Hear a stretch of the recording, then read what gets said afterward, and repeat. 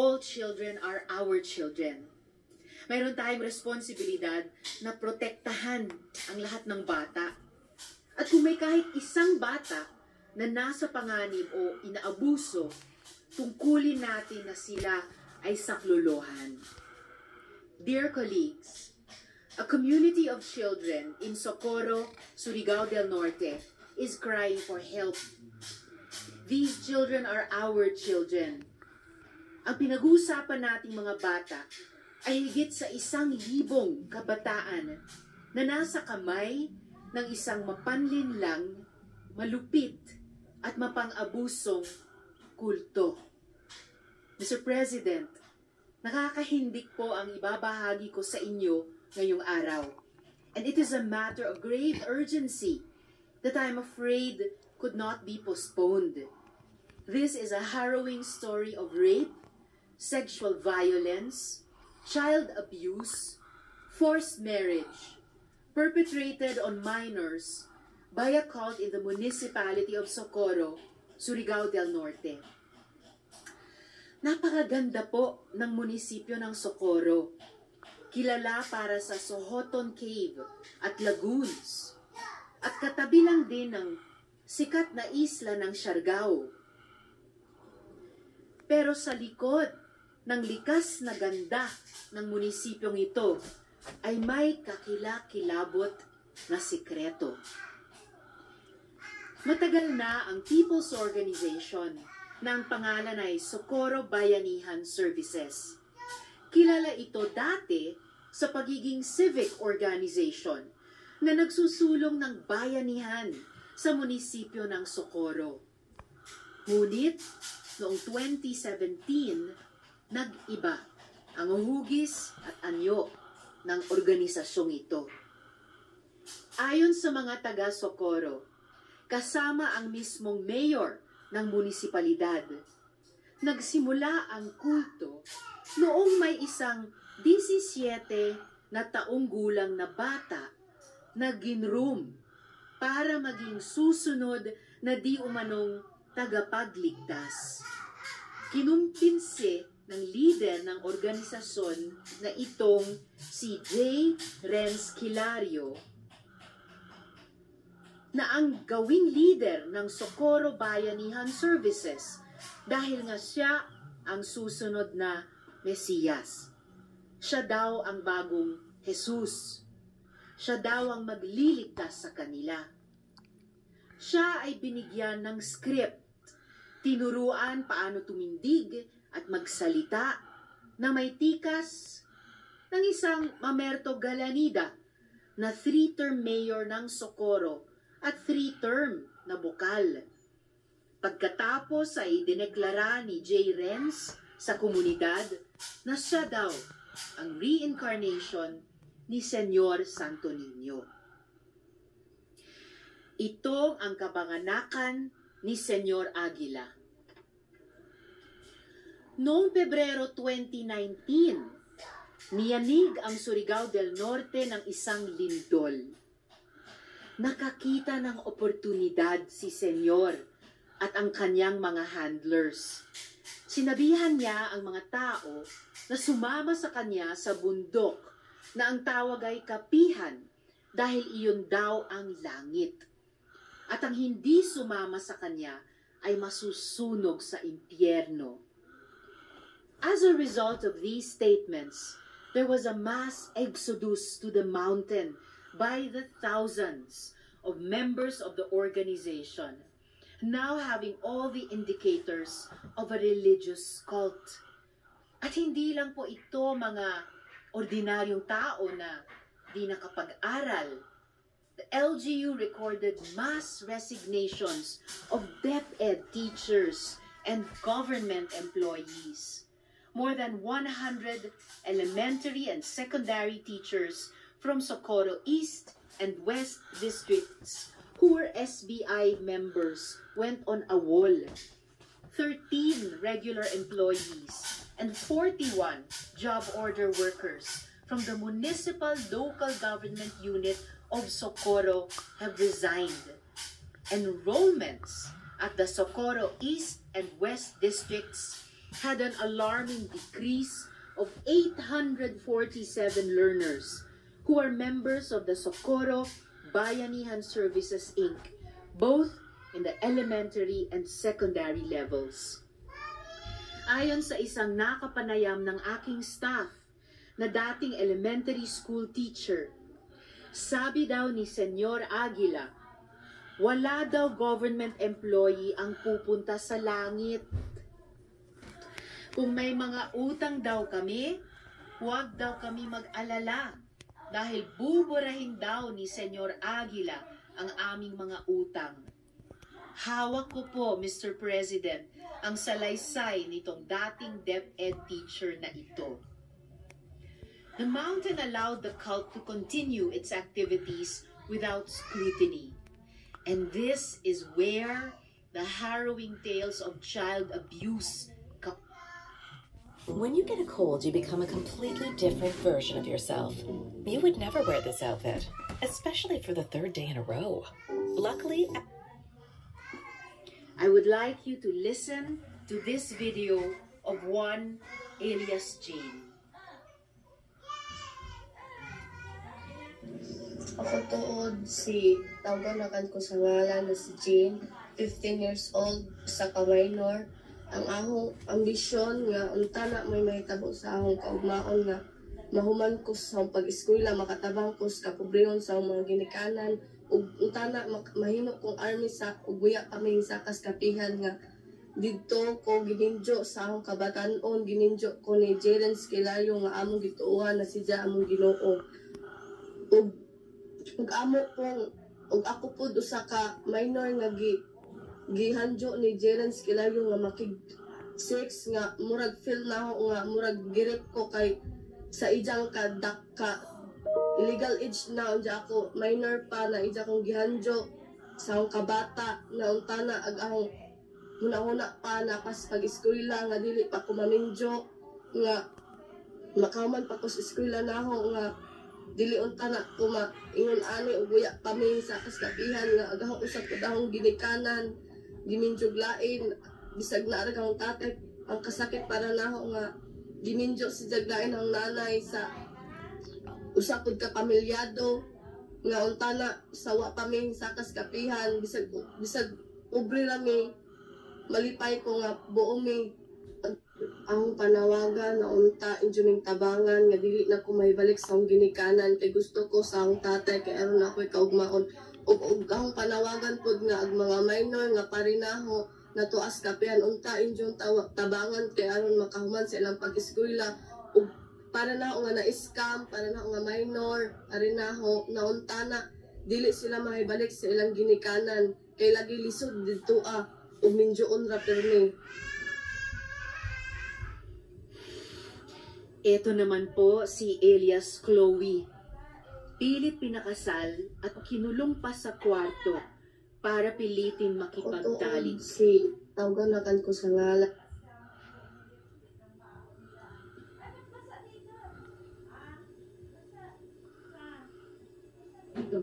Ako tuod si Chloe, 15 years old. O gusto ko ka-member sa Bayanihan Services Incorporated. Karon gitawag ng Omega de Salonera. Ninaog ka itong June 2022 tungod kay usa ko sa minor nga gipugos og minjo ni Senior Aguila nga among gituohan og Ginoo. Sa akong pagkabata, 13 years old, giparisan kong 21 years old nga wala sa kabubuton. Pagka-minjo na ako, ninghanjo ko sa ginikanan nga ipabuwag ko kay dili ko ganahan pa maminjo kay gusto ko mag-eskwela. Pero iingog akong nanay nga kaniang kinahanglan gid ta mo sunod kay mamay sugo sa atong Ginoo. Uwi na liko nila ay makapabuwag kung maura ag kamatajon. Mo tong nagpahila ko kasubot sa akong gibati nga ingon ana di gid dapat ag ilang pagtuo sa Ginoo nga bisag ako nga giyon ani dapat gid sila nga motuo kay Ginoo lagi kuno. Mo tong panahon nga gibutang ko sa bahay nilang James o dawatana si Just Lucky nga nakuha na ba kuno ko or nakig-6 na ba kuno nog Lucky unja ni nga mag-Lucky nga waya pa kuno otong giingnan si Jan nga naman waya pa man ninjo kuha nga mga gagmay naman ang injong asawa usa pa authorized ni ninjo na rapon kay injo na mga asawa dahil panahon nga gilakan mis kwarto ay gusto gadyo nila nga kuhaon na maka-6 na nog Lucky unja dito nga tayo hila ko dya. Kaingon pag malip ko adto pero madjugani kay aglaki. Aning ko nga inhila ko si Jan mo tanan si Jan. Unsa ko ni Jan sa nganong way dili ko na ko musugot kung giingnan nga. Dili pa ko gusto mamindyo ug ikaw may gusto nang mawa. Kay gaw gud gusto makahuman ko eskwela. Sa akong mga ginikanan nga napadinha unta mo lugsong na mo kay di ko gusto nga magihan sang manghod ag nagihan ako. Gusto ko nga makahuman sila eskwela, gusto ko nga na sila grado. Gusto ko nga mag-upanta pero dili diya. Gusto ko nga muari na mo na ako. Dili kaya na tadiya mag-upan. May ikaw paon gina. This cult is armed and dangerous.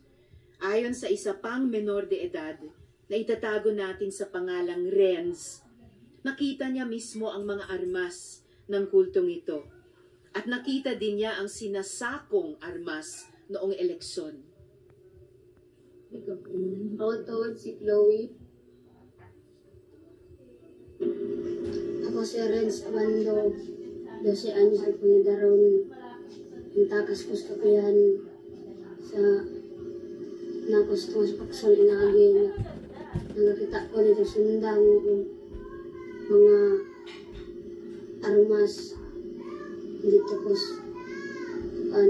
bayan ko nagkita ko dito katupo eleksyon gusto rumasa ko ang armas so namindag ang tatay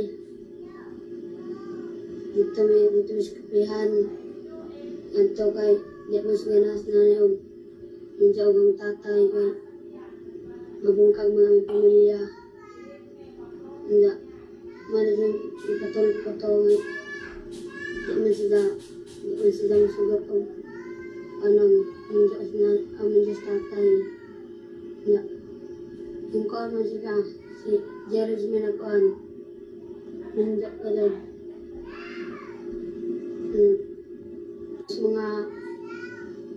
mga amigo na kaya nila makalayas dito sa among iagihan sa una na alisod dito.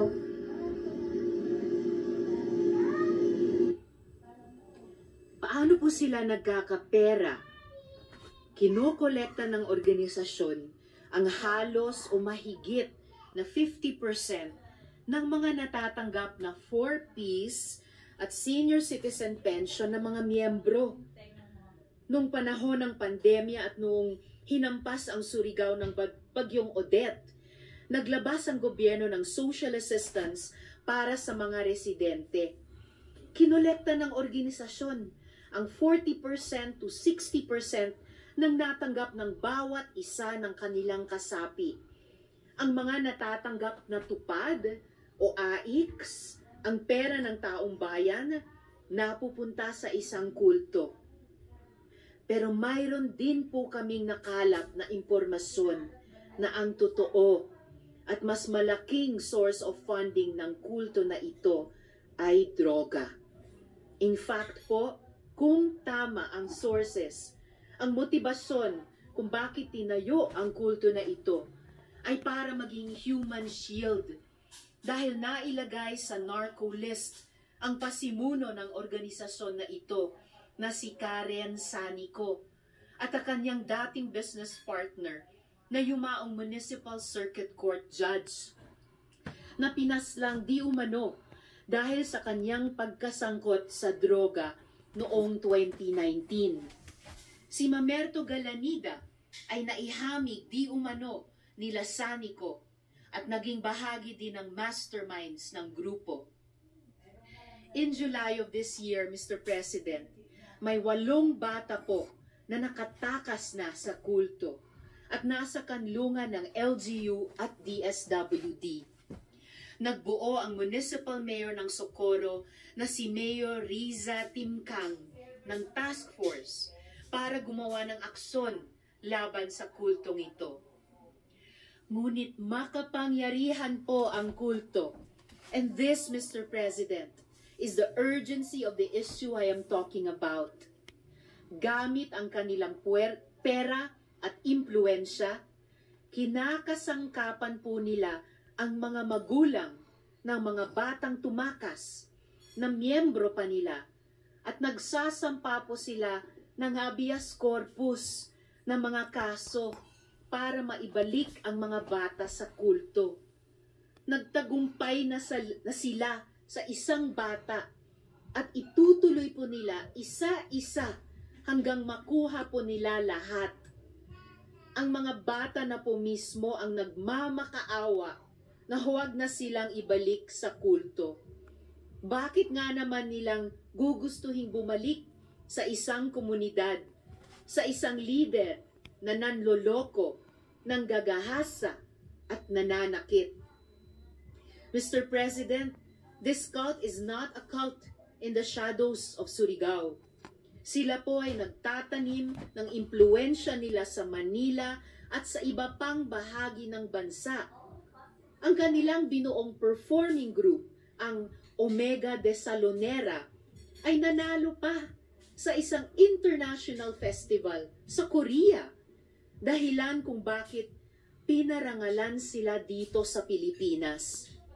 Si Senyor Aguila mismo, ang rapist ng mga bata, ang facilitator ng child marriage, ay nakatapak pa sa ating Senado at nagpa-picture pa sa atin na mga senador. Alam ko hindi natin ito alam, mga colleagues, dahil lagi naman may nagpapa-picture sa atin. Mr. President, this situation is so urgent na agad pong lumipad ang aming team sa Socorro to understand and vet the issue. And what we have learned is dire and despicable. We need to save those children. It is our duty, not just as senators, but also as parents, as human beings, to save children in most need of our help. We managed to raise the age of sexual consent. We passed the law penalizing child marriage. We strengthened protections against child trafficking. Now, real children are in danger, and time is of the essence. We must not look away. Daghang salamat kaayo, Mr. President.